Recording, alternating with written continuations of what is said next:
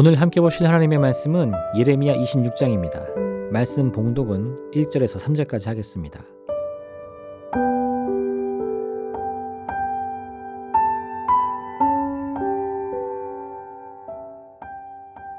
유다의 왕 요시야의 아들 여호야김이 다스리기 시작한 때에 여호와께로부터 이 말씀이 임하여 이르시되, 여호와께서 이와 같이 말씀하시니라. 너는 여호와의 성전뜰에 서서 유다 모든 성읍에서 여호와의 성전에서 와서 예배하는 자에게 내가 내게 명령하여 이르게 한 모든 말을 전하되 한마디도 감하지 말라.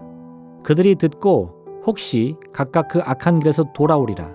그리하면 내가 그들의 악행으로 말미암아 그들에게 재앙을 내리려 하던 뜻을 돌이키리라. 아멘.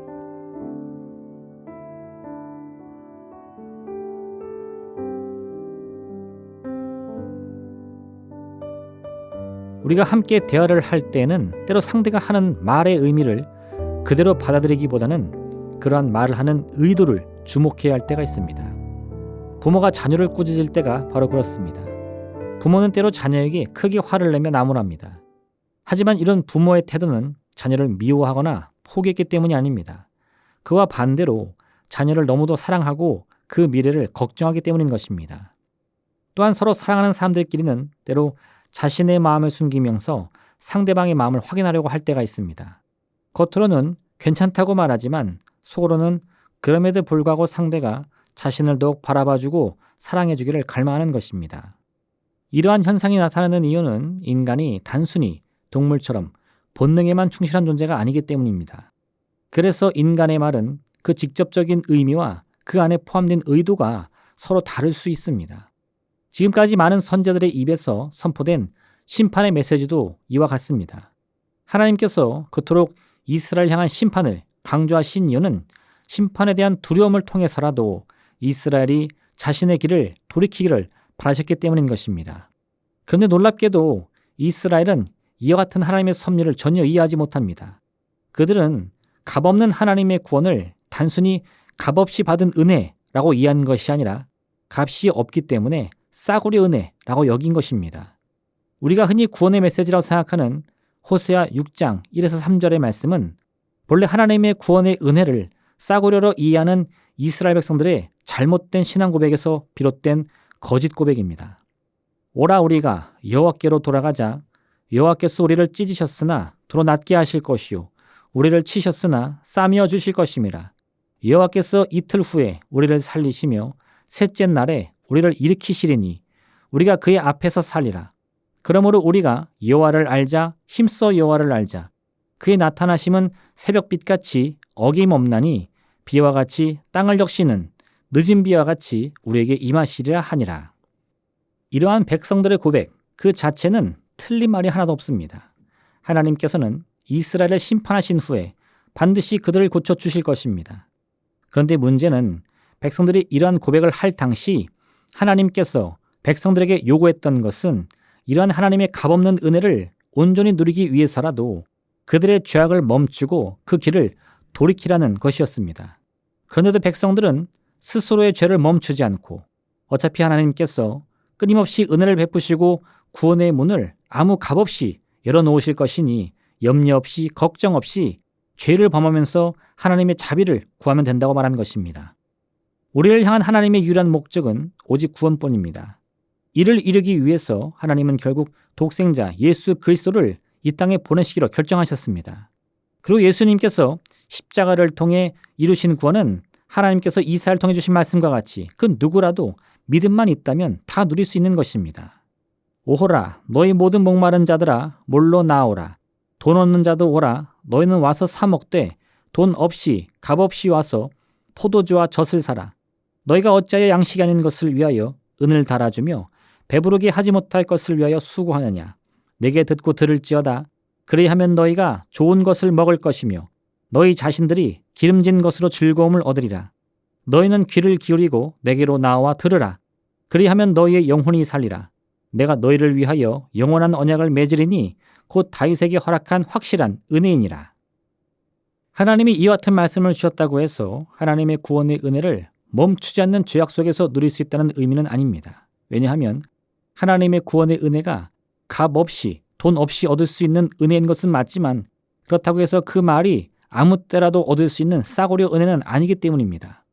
우리 편에 있어서는 하나님의 은혜가 아무런 값 없이 주어지는 것처럼 보이지만 사실 하나님께서는 이 구원의 길을 열기 위해 큰 대가를 치르셔야 했습니다.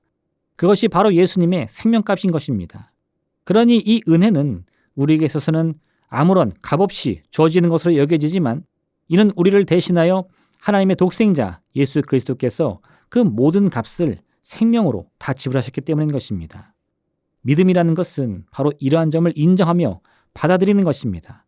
그저 아무런 값없이 얻는 싸구려 은혜를 누린다며 범죄를 범하는 순간까지도 염치 없이 하나님의 은혜를 구할 것이 아니라 지금 우리 자신이 누리는 이 은혜가 내게는 거저 주어지지만 사실 그 은혜에 담긴 예수 그리스도의 생명의 무게값을 기억하는 것입니다. 이러한 사실을 믿음으로 알게 된다면 그는 결코 이 은혜를 낭비하지 않을 것입니다.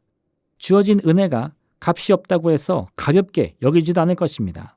하나님의 독생자의 생명값으로 주어진 그 귀중함의 의미를 깨닫고 이 구원을 놓치지 않기 위해 노력을 할 수밖에 없는 것입니다. 예수님께서 지나가신다는 소문을 듣자 삭개오는 예수님의 얼굴이라도 보기 위해 돌무화과 나무에 오릅니다. 그런데 예수님께서 그런 삭개오의 모습을 보시고는 가던 걸음을 돌려 삭개오에게로 향하셨습니다. 그리고는 그의 이름을 부르시며 오늘 그의 집에 머무시겠다 말씀합니다.